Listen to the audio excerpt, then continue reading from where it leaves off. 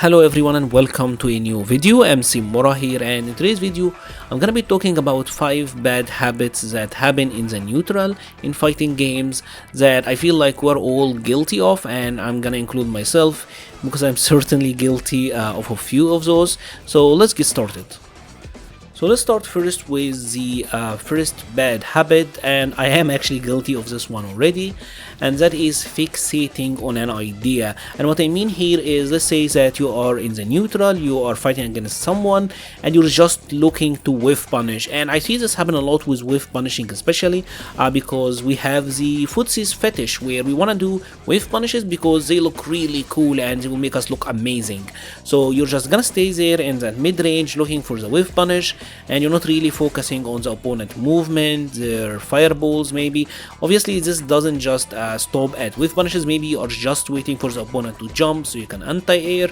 Maybe you're just looking for them to fireball so you can use your anti-fireball tactic. A lot of us play with this mindset, and this one is bad because if the opponent is good enough to identify what you're looking for, this will open you to a lot of other approaches. If you're just looking to whiff punish, that will let the opponent dash at you or jump or maybe throw a fireball. You kind of have to play with a little bit more loose mindset, really, where you are maybe at some point like looking for an aspect, but don't fixate on it for a long period of time so that it is noticeable to the opponent. The other bad habit is trying to play too reactionary, and this is an issue that will face a lot of players, and you will feel it the most when you're going against characters like Thess or Cammy, characters that can really change their jump arc and their approach. Obviously characters like Laura and Ken can mess you up as well. The idea here is, if you're trying to react to everything, there is a very good chance that you will get overwhelmed. And I see this a lot against especially dive kick characters and characters that can change their jump arc, because that is the point, right? They're gonna try to mix you up, and if you see the jump, you do your anti-air every single time. I mean, that is just gonna get you in trouble. A lot of people have issues in these matchups specifically because of this. And obviously in fighting games, characters that can change their jump arcs are typically quite strong.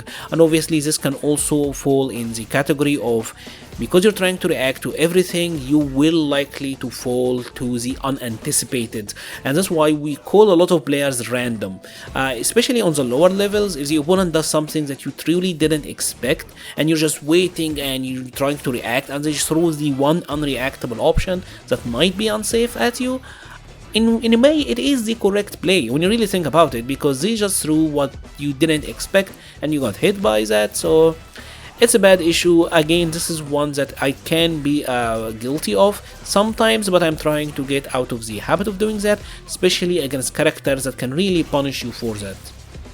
The third one is a more of a conceptual thing, but it is understanding risk and rewards to every action you're doing. Obviously, if you're playing fighting games and you're just playing by the book, you're playing the cleanest neutral every time, you're gonna be very predictable, and someone who is flat out better than you is gonna beat you every single time.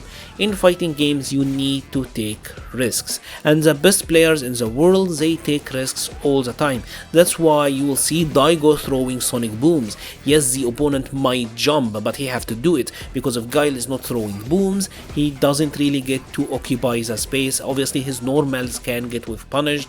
So there is always an element of risk that you have to know, and one of the issues that some players will have is that they will be inconsistent, and that is because they are risk rewarding way too much. The idea here is, obviously you want to play as clean as possible, simply because it's not risky, right? Typically the cleanest way is not a risky way, but also you have to throw it in there. When you meet someone that is your equal or a little bit better, you will understand that you're gonna have to take some risks, and that is the nature of bad matchups. Typically bad matchups are matchups where your character need to take risks. Say for example, if you're Poison and you're fighting Ryu, that you kinda have to take some risks. Maybe these gonna be fireballs that, as you can like EX Love Me Tender through, they're gonna try to jump or dash. You need to take risks because on paper you'll lose. The next one is actually a very common one, and that is being too impatient.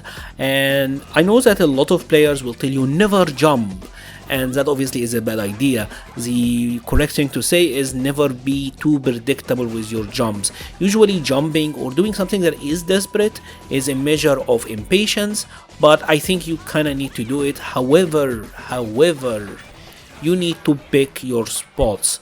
Obviously, when you're playing in a fighting game, if you are always acting up, if you're always doing something, then that means that you are most likely to run into stuff, right? And that's where being patient can actually be really fruitful. Maybe the opponent will give you the free hits, they will jump, they will do something bad, they will decide to take the risks.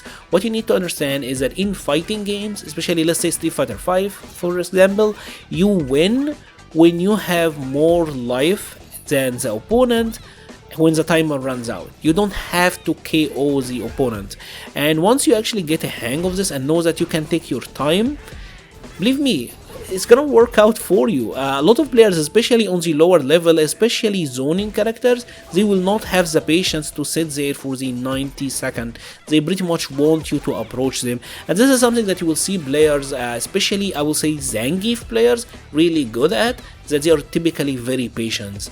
Obviously, sometimes with the frustration of getting hits that you feel you didn't really made a mistake to you can get hit, like for example running into fireballs, you know that you try to walk and block, happens a lot online, but with the frustration of that you can get a little bit impatient. But trust me, try to work on your patience, because it's actually a very important one, and it's gonna make your life a lot better once you're able to just sit down there and observe what the opponent is doing. The final one is not understanding the opponent's win condition. And by win condition, I mean what the opponent needs to do to win the round. Obviously, this happens a lot, especially when you got life lead. Like I say, you have knocked down the opponent, you have like 50% life lead over them. At this point, you need to understand, alright, to win now, they probably need to activate V-trigger, maybe they will need a big combo or a big chance. So that might be like a jump in, might be like a dash into a delayed button, something of the sort. And the idea here is identifying what they want to do and playing around it, or just being able to deny it. This will actually take some knowledge for knowledge of the game in general, but just on common sense you can really tell. Like if you got like 70-80% life lead over the opponent, chances are they wanna do some big fat combo into Oki and use that to make the stun, and you know how it goes. So just focus on anti-airing at this point, right? It's pretty simple, but this will actually take you a very long way in fighting games in general. Understanding what the opponent needs to do and how to effectively stop it is a very big deal, and this is the main reason that a lot of the high level players are very consistent and are what they would call clutch, right? Because they understand what they have to do to win, and they understand what they have to do to deny the opponent the win.